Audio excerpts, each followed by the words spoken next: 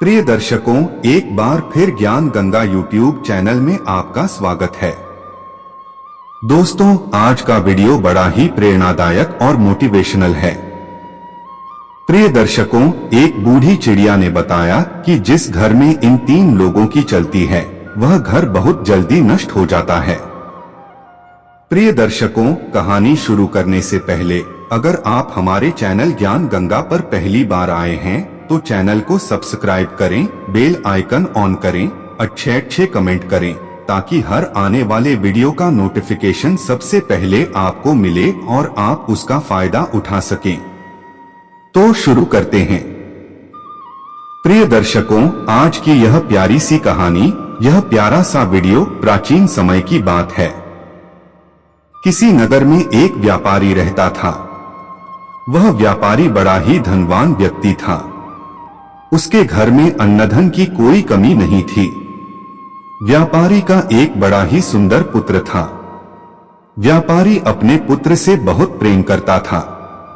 व्यापारी और उसकी पत्नी को विवाह के कई सालों बाद संतान की प्राप्ति हुई थी। वे दोनों अपनी संतान से बहुत अधिक प्रेम करते थे।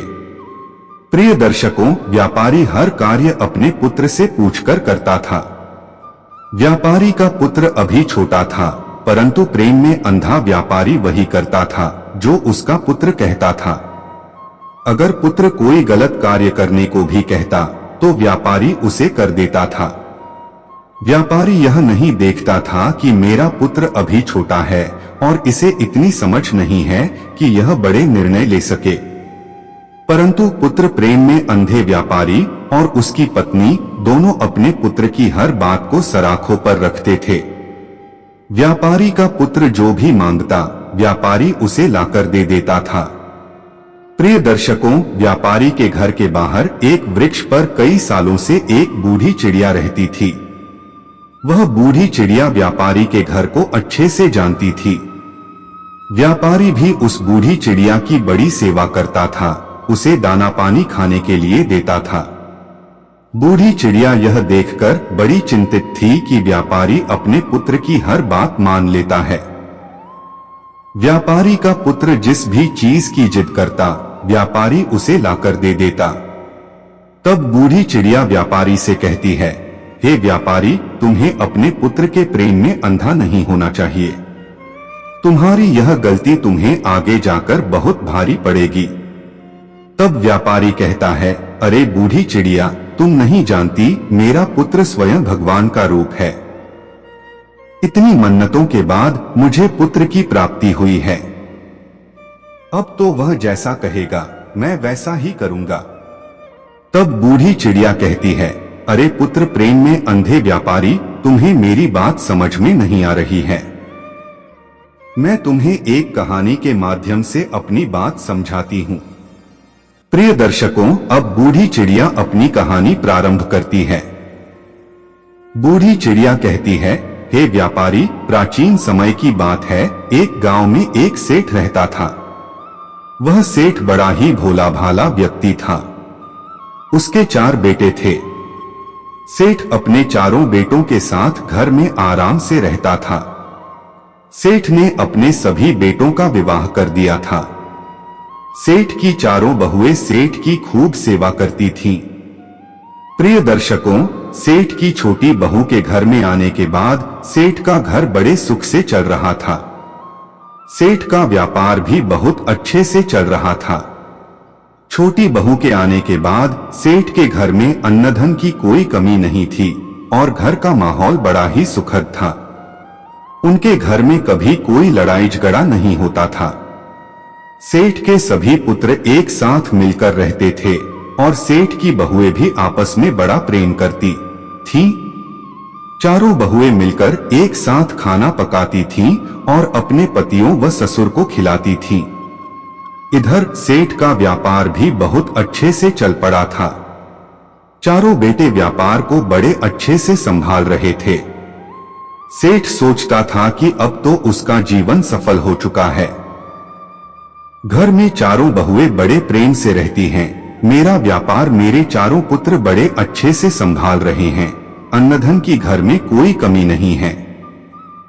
ऐसे विचार करके सेठ बड़ी सुकून की नींद लेता था। सेठ के जीवन में किसी प्रकार की कोई दुखद तकलीफ नहीं थी। प्रिय दर्शकों, सेठ की इतनी अच्छी जिंदगी देखकर गांव के अन्य लोग सेठ से जलने लगे थे। गांव के सभी लोग सोचते थे कि यह सेठ तो बड़ा सुखी है, इसका जीवन तो बड़े आराम से कट रहा है, इसके जीवन में कोई दुखद तकलीफ नहीं है। प्रिय दर्शकों, बूढ़ी चिड़िया आगे कहती है, हे व्यापारी, अक्सर मनुष्य दूसरों की तरक्की से जलता है। जिस प्रकार केकड़े एक दूसरे का पैर पकड़कर किसी को आगे नहीं बढ़ने देते, उसी प्रकार मनुष्य भी दूसरे को आगे बढ़ता हुआ देखकर उसका पैर पकड़कर उसे पीछे खींचना चाहता है। मनुष्य अपनी तरक्की से जितना खुश नहीं होता, उतना दुखी वह दूसरे की तरक्की देखकर हो जाता है। अब तो सेठ को तरक्की करता हुआ देख गांव के सभी लोग जलने लगे थे।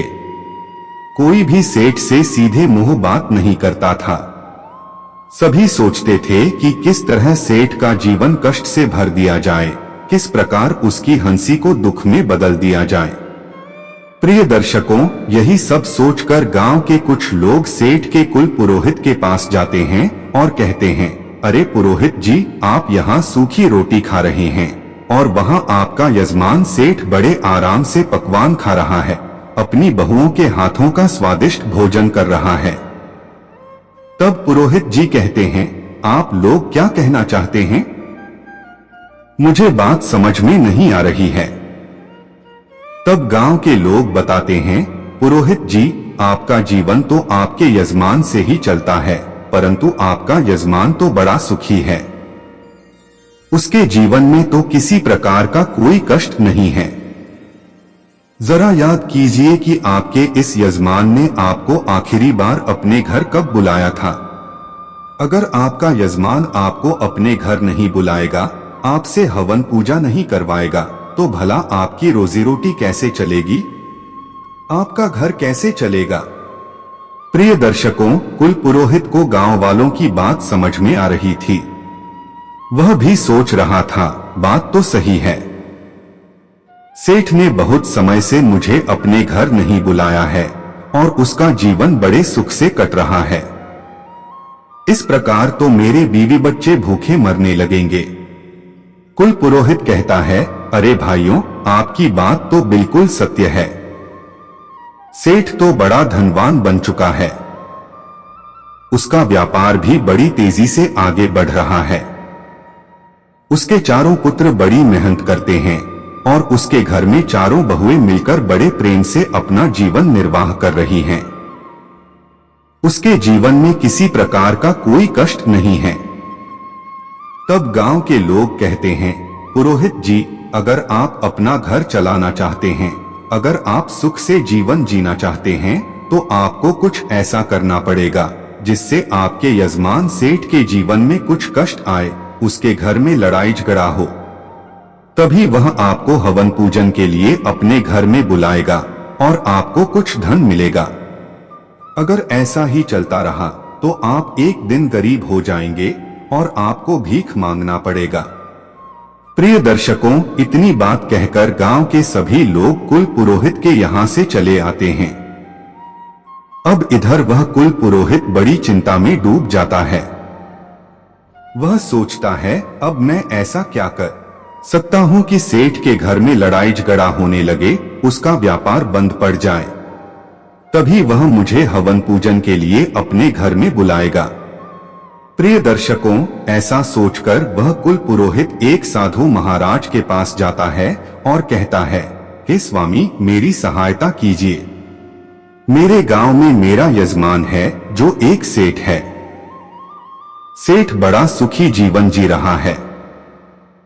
उसके जीवन में किसी प्रकार का कोई कष्ट नहीं है, परंतु जिस प्रकार चोरों का जीवन लापरवाह लोगों से चलता है, जिस प्रकार राजा का जीवन झगड़ा करने वालों से चलता है, उसी प्रकार पुरोहित और पंडितों का जीवन अपने यजमान से चलता है। अगर यजमान के घर में कोई दुखद तकलीफ नहीं होगी, अगर वह हमें नहीं बुलाएंगे, तो हमारा जीवन कैसे चलेगा? हम धन कैसे अर्जित करेंगे? हम तो भूखे मर जाएंगे। तब साधु महाराज कहते हैं, अरे पुरोहित जी, आप चिंता मत कीजिए, आप बताइए कि क्या तकलीफ है। पुरोहित कहता है, स्वामी जी, मैं चाहता हूं कि सेठ के जीवन में कुछ कष्ट आने लगे, उसके घर में लड़ाई झगड़ा होने लगे, उसके व्यापार में कुछ कमी आ जाए, तभी वह मुझे हवन पूजन के लिए अपने घर में निमंत्रण देगा। प्रिय दर्शकों, बूढ़ी चिड़िया आगे कहती है, हे व्यापारी कुल पुरोहित की बातें सुनने के बाद साधु महाराज कहते हैं, पुरोहित जी, आपका काम तो बड़ा छोटा सा है। मैं आपको अभी देखकर बताता हूं कि सेठ के जीवन में इतनी सुख और समृद्धि का कारण आखिर क्या है। प्रिय दर्शकों, अब तो वह साधु महाराज अपनी दिव्य दृष्टि से आंखें बंद करके देखते हैं और कुछ देर आंखें बंद करके देखने के बाद साधु महाराज आंखें खोलकर अपने सामने बैठे कुल पुरोहित से कहते हैं, पुरोहित जी, सेठ के आगे बढ़ने का कारण उसके घर में आई छोटी बहू है। सेठ की जो छोटी बहू है वह साक्षात लक्ष्मी का रूप है। वह बड़ी संस्कारी और बुद्धिमान स्त्री है। जब से वह सेठ के घर में आई है तब से सेठ के घर में सब कुछ अच्छा ही हो रहा है और उसका जीवन बड़ा सुख से कट रहा है। कोई लड़ाई झगड़ा नहीं हो रहा है। ऐसी स्त्री जिस घर में रहती है वह घर खूब फूलता फलता है। तब कुल पुरोहित कहता है, हे स्वामी जी, अगर ऐसा है तो इसका कोई रास्ता तो होगा जिसके जरिए सेठ के घर में लड़ाई झगड़ा होने लगे, उस सेठ का व्यापार कुछ ठंडा पड़ जाए। साधु महाराज कहते हैं, पुत्र, तुम चिंता मत करो, तुम्हें बस एक काम करना है। तुम सेठ के घर जाओ और सेठ से कहो कि सेठ जी, मुझे आपके खेत में से एक हरा बांस चाहिए। तुम सेठ से हरा बांस मांगकर उसे अपने घर लाकर रख लेना। जब तुम ऐसा करोगे तो कुछ दिनों में ही सेठ बड़ा निर्धन हो जाएगा। उसके घर में लड़ाई झगड़े होने लगेंगे, उसकी बहुएं आपस में झगड़ा करने लगेंगी और उसका जीवन कष्टों से भर जाएगा। तब वह तुम्हें हवन पूजन के लिए अपने घर में अवश्य बुलाएगा। प्रिय दर्शकों, साधु महाराज की इतनी बातें सुनने के बाद कुल पुरोहित साधु महाराज को धन्यवाद कहकर अपने घर चला आता है। पुरोहित सोचता है, अब तो अगले ही दिन मैं सेठ के घर पर जाऊंगा और उसके खेत में से एक हरा बांस मांग लूंगा। प्रिय दर्शकों, अगला दिन होता है। सुबह होते ही जल्दी उठकर कुल पुरोहित सेठ के घर पहुंच जाता है।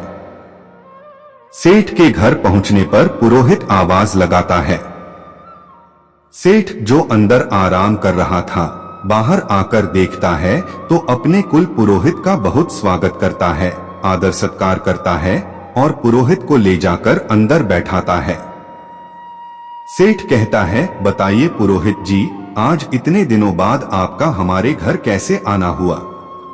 कुल पुरोहित कहता है, सेठ जी, मैं बस यहाँ से गुजर रहा था तो सोचा आपसे मिलते चलूं। प्रिय दर्शकों, अब तो पुरोहित अपनी मीठी बातों में सेठ को फंसा लेता है और कुछ देर बाद कहता है, सेठ जी, मुझे आपके खेत में से एक हरा बांस चाहिए, क्या आप मुझे दे सकते हैं? सेठ जी कहते हैं, अवश्य पुरोहित जी, आपने इतनी छोटी सी चीज मांगी है, हम अभी आपको लाकर देते हैं। प्रिय दर्शकों, अब तो सेठ जी अपने खेत में जाते हैं और एक बांस का टुकड़ा तोड़कर लेकर आ जाते हैं। तभी अपने ससुर को आता हुआ देख सेठ की छोटी बहू भागी भागी आती है और कहती है, पिताजी, आप यह बांस का टुकड़ा क्यों लेकर आए हैं? सेठ बताता है, बेटा, पुरोहित जी हमारे घर आए हैं और वह चाहते हैं कि हम उन्हें अपने खेत में से एक हरा बांस का टुकड़ा लाकर दें, इसलिए उनको देने के लिए हम यह टुकड़ा लेकर आए हैं।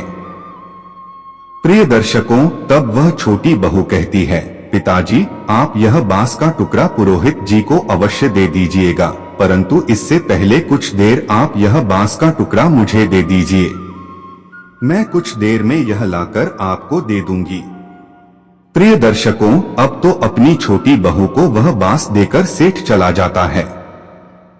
इधर वह सेठ की छोटी बहू बांस में से कुछ हरे पत्ते तोड़कर अपनी घर की काली गाय को खिला देती है और इसके बाद वह बांस ले जाकर अपने ससुर को दे देती है। प्रिय दर्शकों, अब तो सेठ हरा बांस पुरोहित को दे देता है और कहता है, लीजिए पुरोहित जी, आपने हरा बांस मांगा था और यह रहा आपका बांस, इसे आप ले जाइए। तब वह पुरोहित बड़ा खुश हो जाता है। वह सोचता है, अब तो सेठ के घर की खुशी उसने मुझे दे दी है। बड़ा खुश होता हुआ वह पुरोहित अपने घर लौट जाता है और घर पर जाकर वह बांस का टुकड़ा रख देता है। वह सोचता है, अब बस कुछ दिनों में सेठ मुझे याद करेगा, क्योंकि उसके घर में खूब लड़ाई झगड़ा होगा और गृह क्लेश होगा। तब हवन पूजन करके मैं अच्छे पैसे सेठ से मांग लूंगा। प्रिय दर्शकों, ऐसे विचार करके वह कुल पुरोहित बड़ा प्रसन्न हो रहा था। अब तो पुरोहित इंतजार करने लगता है कि कब सेठ का बुलावा आएगा और मैं जाकर सेठ के घर हवन पूजन करूं। प्रिय दर्शकों, परंतु इंतजार करते करते कुल पुरोहित को 1 महीना बीत जाता है, 2 महीने बीत जाते हैं और तीसरा महीना भी बीत जाता है। इंतजार करते करते अब वह पुरोहित थक चुका था। तब एक दिन कुल पुरोहित दोबारा साधु महाराज की कुटिया में जाता है। वह कहता है, हे महाराज, आपके बताए अनुसार मैंने सेठ से उसके खेत में से हरा बांस मांग लिया था, परंतु आज 3 महीने होने को आए हैं और अभी तक सेठ ने मुझे कोई बुलावा नहीं भेजा है। वह बड़े आराम से, बड़े सुख से अपना जीवन व्यतीत कर रहा है। उसके घर में किसी प्रकार की कोई दुख तकलीफ नहीं है। तब साधु महाराज आंखें बंद करके अपनी दिव्य दृष्टि से देखते हैं तो वह बताते हैं, अरे पुरोहित जी, मैंने आपको बताया था ना कि सेठ की छोटी बहू बड़ी चालाक और बुद्धिमान है। दरअसल बात यह है कि जब सेठ आपको वह हरा बांस दे रहा था तो उसकी छोटी बहू ने उसमें से हरे पत्ते तोड़कर अपनी काली गाय को खिला दिए थे। इसी कारण उसकी खुशियां और सुख समृद्धि उसके घर में ही रह गई। परंतु आप चिंता मत कीजिए, आपकी सहायता मैं करूंगा। प्रिय दर्शकों, साधु महाराज आगे कहते हैं, पुरोहित जी, अब आपको क्या करना है कि सेठ के घर जाना है और सेठ से उसकी काली गाय मांगकर अपने घर लेकर आना है। आप जैसे ही उसकी काली गाय को अपने घर लाकर रखोगे तो कुछ ही दिनों में सेठ के घर में दुख तकलीफ आना शुरू हो जाएगा। तब सेठ आपको निमंत्रण अवश्य भेजेगा। प्रिय दर्शकों, अब तो वह कुल पुरोहित एक बार फिर प्रसन्न हो जाता है और साधु महाराज को धन्यवाद कहकर अपने घर के लिए निकल पड़ता है। घर पहुंचकर वह कुल पुरोहित सोचता है, अब कल सुबह होते ही मैं सेठ के घर जाऊंगा और जाकर सेठ से उसकी काली गाय मांग लूंगा। उसके बाद मैं देखता हूं कि सेठ कैसे इतना सुखी रहता है। प्रिय दर्शकों, अब अगला दिन भी हो जाता है। सुबह उठकर वह कुल पुरोहित स्नान करके सबसे पहले सेठ के घर पहुंच जाता है। एक बार फिर सेठ अपने घर का दरवाजा खोलता है तो देखता है कि कुल पुरोहित आया हुआ है। सेठ अपने कुल पुरोहित को आदर सहित घर के अंदर बुलाता है और स्वादिष्ट भोजन कराता है। उसके बाद सेठ पूछता है, बताइए पुरोहित जी, आज आपका कैसे आना हुआ? कुल पुरोहित कहता है, सेठ जी, मैं बड़ी दुख तकलीफ में हूँ।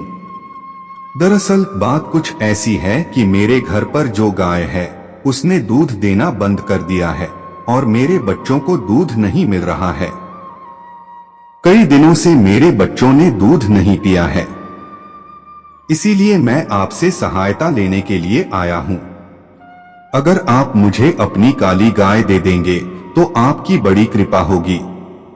प्रिय दर्शकों, कुल पुरोहित की ऐसी दुख भरी बातें सुनने के बाद सेठ सोचता है, चलो कोई बात नहीं, यह हमारे कुल पुरोहित हैं।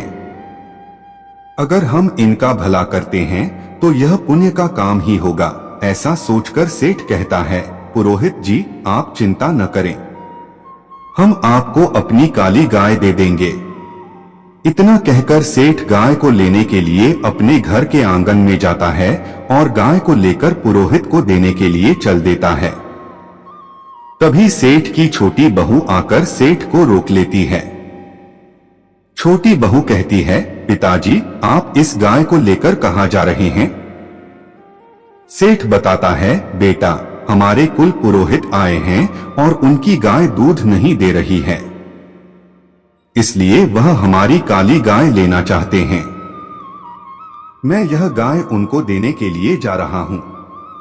तब सेठ की छोटी बहू कहती है, पिताजी आप कुछ देर ठहरें, मैं अभी आती हूं। प्रिय दर्शकों, इतने में वह छोटी बहू अंदर जाती है और एक सफेद रंग की चादर लेकर आती है। वह उस चादर से उस काली गाय के आंसू पोंछ देती है और चादर को अंदर रख देती है। फिर वह कहती है, पिताजी अब आप जाइए और इस गाय को पुरोहित जी को दे दीजिए। प्रिय दर्शकों, अब सेठ पुरोहित के पास जाता है और कहता है, लीजिए पुरोहित जी, यह रही काली गाय, इसे ले जाइए और अपने बच्चों को दूध पिलाइए। सेठ की काली गाय को देखकर वह पुरोहित बड़ा प्रसन्न हो जाता है और उसे लेकर तुरंत अपने घर के लिए निकल पड़ता है। अब अपने घर पहुंचकर वह काली गाय को बांध देता है और सोचता है, अब तो सेठ बहुत जल्दी मुझे अपने घर हवन पूजन करने के लिए बुलाएगा, क्योंकि उसका जीवन बड़े ही जल्दी दुखों से घिरने वाला है। प्रिय दर्शकों, अब वह कुल पुरोहित सेठ के बुलावे का इंतजार करने लगता है और इंतजार करते करते एक बार फिर उसे 3 महीने बीत जाते हैं। 3 महीने गुजर जाने के बाद वह कुल पुरोहित एक बार फिर साधु महाराज के पास जाता है और कहता है, साधु महाराज, इस बार फिर मैंने आपके कहे अनुसार सेठ के यहाँ से काली गाय लेकर आया, परंतु उसके बावजूद सेठ ने मुझे अपने घर हवन पूजन के लिए नहीं बुलाया। सेठ का जीवन अभी भी बड़े सुख से कट रहा है। उसके घर में किसी प्रकार की कोई दुख तकलीफ नहीं है। तब साधु महाराज एक बार फिर अपनी आंखें बंद करते हैं और अपनी दिव्य दृष्टि से देखते हैं। फिर वह कहते हैं, हे पुरोहित जी, उस सेठ की छोटी बहू तो बहुत ही चालाक है।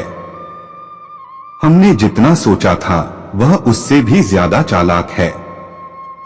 वह सारी विद्या जानती है।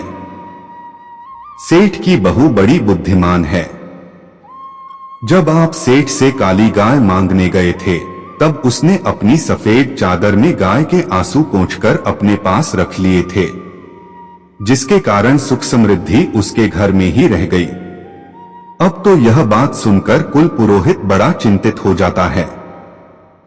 वह सोचता है, जब तक यह छोटी बहू रहेंगी तब तक सेठ का जीवन सुख समृद्धि से भरा रहेगा। पुरोहित कहता है, हे साधु महाराज, अब मुझे क्या करना चाहिए?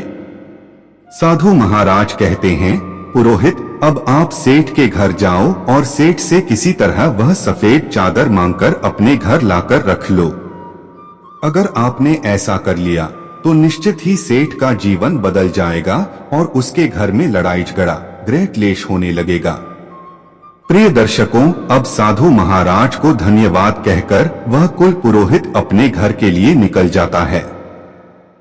घर पहुंचकर वह कुल पुरोहित निर्णय करता है, कल सुबह होते ही मैं एक बार फिर सेठ के घर जाऊंगा और जाकर किसी तरह वह सफेद चादर मांगकर लेकर आऊंगा। प्रिय दर्शकों, अगला दिन होता है। सुबह उठते ही वह पुरोहित बड़ा प्रसन्न हो जाता है। वह सोचता है, आज तो सेठ से उसकी सफेद चादर मांगकर उसका जीवन दुखों से भर दूंगा। अब कुल पुरोहित सेठ के घर जाता है और जाकर सेठ से कहता है, सेठ जी, मेरी पत्नी हर दिन मंदिर में कीर्तन करने के लिए जाती है, परंतु मंदिर में बैठने के लिए उसके पास कोई अच्छी चादर नहीं है। वह नीचे फर्श पर बैठती है और उसे ऐसा करते हुए देख मुझे अच्छा नहीं लगता। अगर आपको कोई तकलीफ न हो तो क्या आप मुझे एक अच्छी सफेद चादर दे सकते हैं, ताकि मेरी पत्नी वह चादर बिछाकर मंदिर में बैठ सके। प्रिय दर्शकों, कुल पुरोहित की ऐसी बातें सुनकर सेठ कहता है, अरे पुरोहित जी, आप चिंता न करें, हमारे घर में एक बहुत अच्छी सफेद चादर रखी है। रुकिए, हम अभी अपनी बहू से कहकर आपको दे देते हैं। प्रिय दर्शकों, अब तो सेठ जी अपनी छोटी बहू को बुलाते हैं और कहते हैं, बहू, हमारे घर में जो सफेद चादर है वह लाकर पुरोहित जी को दे दो। प्रिय दर्शकों, अपने पिताजी की बातें सुनकर वह छोटी बहू अंदर जाती है और उसी सफेद चादर को निकालती है जिससे उसने गाय के आंसू पोंछे थे। वह उस चादर को निकालकर उसका एक धागा तोड़कर अपने मुंह में डाल लेती है और उसे खा लेती है। चादर का धागा खाने के बाद वह छोटी बहू चादर लाकर पुरोहित जी को दे देती है। प्रिय दर्शकों, छोटी बहू से चादर लेकर पुरोहित जी मुस्कुराते हुए अपने घर के लिए निकल पड़ते हैं और घर पर जाकर सोचते हैं, अब तो सेठ मुझे बहुत जल्दी याद करेगा। प्रिय दर्शकों, अब सेठ की राह देखते देखते वह कुल पुरोहित कई महीनों तक इंतजार करता रहता है। धीरे धीरे एक महीना बीत जाता है, उसके बाद दूसरा महीना भी निकल जाता है और तीसरा महीना भी निकल जाता है। अब इंतजार करते करते पुरोहित थक जाता है और एक बार फिर साधु महाराज के पास जाता है। साधु महाराज कहते हैं, आओ पुरोहित जी, बताओ कैसे हो। पुरोहित कहता है, अरे साधु महाराज, आपने मुझे जो करने को कहा मैंने सब कुछ किया, परंतु वह सेठ अभी भी अपना जीवन बड़े आराम से जी रहा है। उसके जीवन में कोई दुख तकलीफ नहीं है, उसके पास धन की कोई कमी नहीं है। प्रिय दर्शकों, अब साधु महाराज एक बार फिर अपनी आंखें बंद करके अपनी दिव्य दृष्टि से देखते हैं और पुरोहित को बताते हैं, पुरोहित जी, अब हमें लगता है कि वह छोटी बहू जब तक उसके घर में रहेगी तब तक हम उसका कुछ नहीं बिगाड़ सकते। आपको सफेद चादर देने से पहले उसकी बहू ने उसमें से एक धागा निकालकर खा लिया था, जिसके कारण सुख समृद्धि और धन का सुख उसके पास ही रह गया। अब तो आपको कुछ भी करके सेठ जी की छोटी बहू को उसके घर से निकालना पड़ेगा। अगर आपने एक बार छोटी बहू को घर से निकाल दिया तो फिर सेठ के जीवन में कष्ट ही कष्ट आ जाएंगे और उसका जीवन दुखों से घिर जाएगा। प्रिय दर्शकों, अब तो पुरोहित को भी समझ में आ गया था कि छोटी बहू के रहते वह कुछ नहीं कर सकता, इसलिए वह अपने घर जाता है और सेठ के घर से उसकी छोटी बहू को निकालने का उपाय ढूंढने लगता है। प्रिय दर्शकों, अगली सुबह कुल पुरोहित सेठ के घर जाता है और बड़ी चिंतित अवस्था में जाकर कहता है, सेठ जी, आपकी सुरक्षा मेरी जिम्मेदारी है और मुझे आपकी सुरक्षा खतरे में दिख रही है। आप पर बहुत बड़ा संकट आने वाला है, आपका जीवन दुखों से घिरने वाला है, आपके व्यापार में आपको बहुत बड़ा नुकसान होने वाला है और आपके घर में बहुत बड़ी विपत्ति आने वाली है। प्रिय दर्शकों, कुल पुरोहित की ऐसी बातें सुनकर सेठ घबरा जाता है और बहुत चिंतित हो जाता है। सेठ कहता है, पुरोहित जी, यह आप क्या कह रहे हैं? आप हमें बताइए, क्या इस विपत्ति से बचने का कोई उपाय है? आप जो भी कहेंगे हम अवश्य करेंगे। प्रिय दर्शकों, अब तो पुरोहित समझ गया था कि यह सेठ उसके जाल में फंस चुका है। पुरोहित आगे कहता है, सेठ जी, आपकी छोटी बहू आपके ऊपर बहुत बड़ा खतरा है। जब तक वह इस घर में रहेगी आप पर संकट बना रहेगा। इसलिए मैं तो कहता हूं कि आप अपनी छोटी बहू को अपने घर से निकाल दीजिए, क्योंकि उसी के कारण आप पर इतना बड़ा खतरा मंडरा रहा है और आपका जीवन संकट में है। प्रिय दर्शकों, पुरोहित की ऐसी बातें सुनकर सेठ उस पर विश्वास कर लेता है। सेठ कहता है, पुरोहित जी, आप जैसा कहेंगे मैं वैसा ही करूंगा। आप बताइए कि मुझे किस तरह अपनी बहू को घर से निकालना है। पुरोहित जी कहते हैं, सेठ जी, आप तुरंत कुछ भी करके अपनी बहू को घर से निकाल दीजिए। प्रिय दर्शकों, इतना कहकर वह पुरोहित अपने घर चला जाता है। इधर सेठ जी चिंता में डूब जाते हैं। वह सोचते हैं मेरी बहू तो बड़ी अच्छे स्वभाव की है, मेरी इतनी सेवा करती है, मैं उसे अपने घर से कैसे निकालूं। परंतु फिर सेठ जी सोचते हैं वह मेरे ऊपर खतरा है और उसके कारण मेरे परिवार पर विपत्ति आ सकती है। यह विचार करके सेठ जी अपनी पुत्रवधू के पास जाते हैं और अपनी छोटी बहू से कहते हैं, बहू आज ही तुम मेरे घर से निकल जाओ, तुम्हारा इस घर में रहना अब सही नहीं है, तुम्हारे कारण हमारे घर में विपत्ति आने वाली है।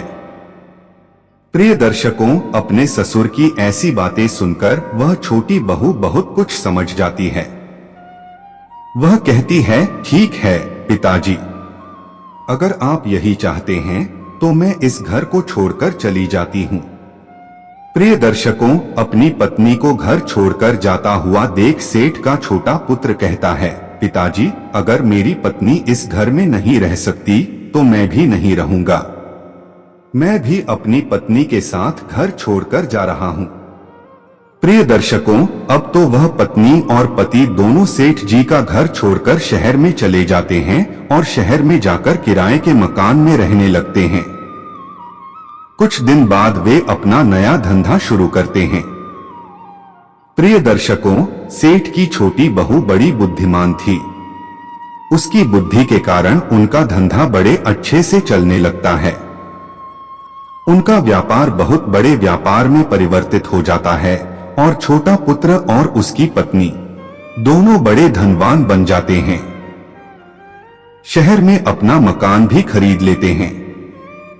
प्रिय दर्शकों, इधर सेठ का घर बर्बाद होता जा रहा था। घर में लड़ाई झगड़ा होने लगे थे। सेठ की तीनों बहुएं आपस में खूब झगड़ा करती थीं और सेठ के तीनों पुत्र भी व्यापार पर बिल्कुल ध्यान नहीं दे रहे थे। सेठ के तीनों पुत्र बुरी संगत में पड़ गए थे। प्रिय दर्शकों, वह कुल पुरोहित हवन पूजन के बहाने सेठ से सारा धन लूटकर ले जाता रहता था। धीरे धीरे करके वह पुरोहित सेठ को पूरी तरह लूट लेता है और सेठ का पूरा धन धीरे धीरे करके वह लूटकर अपने घर ले जाता है। प्रिय दर्शकों, अब तो सेठ की हालत बहुत बद से बदतर हो चुकी थी। सेठ के घर में खाने पीने के लाले पड़ रहे थे।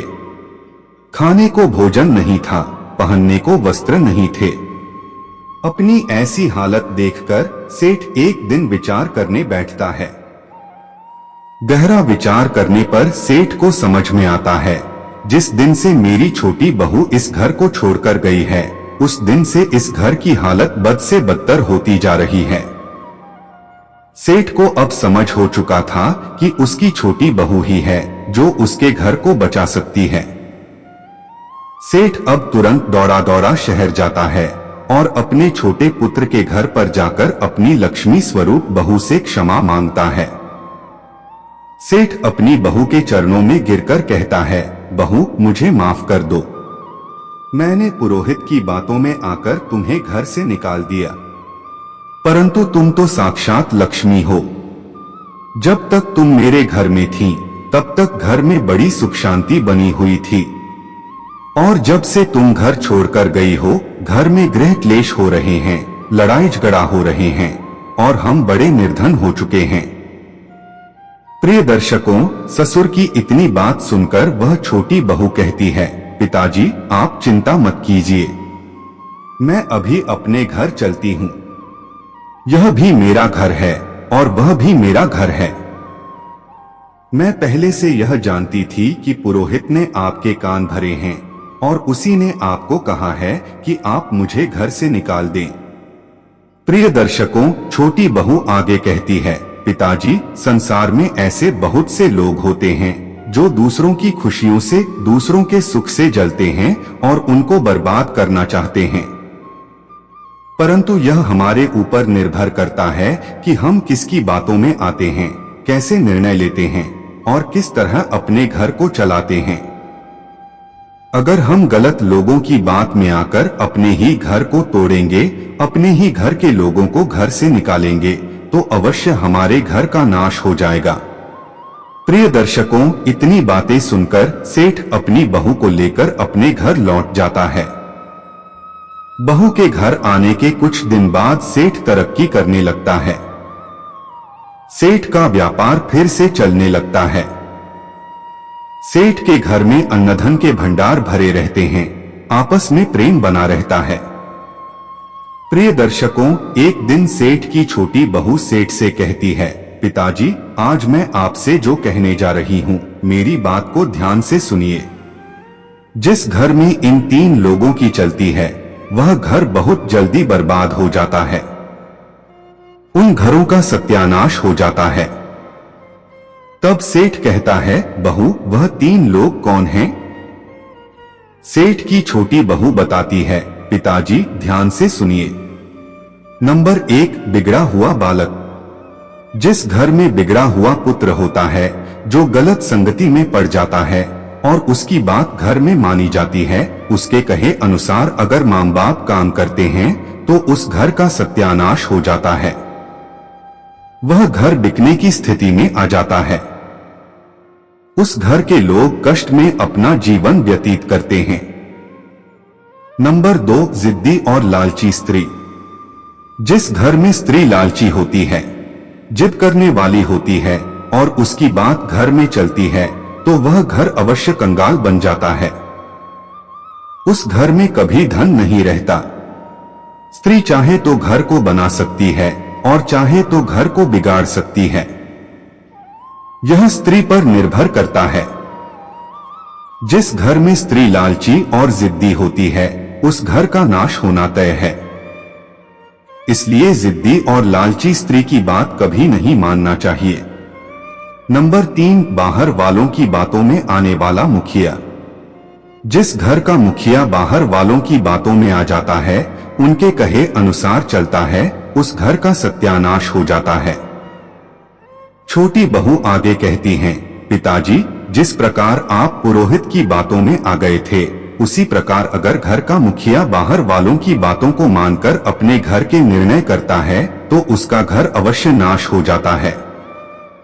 प्रिय दर्शकों, इतनी बात वह छोटी बहू अपने ससुर को सुनाती है और ससुर छोटी बहू की बातों को समझ जाता है।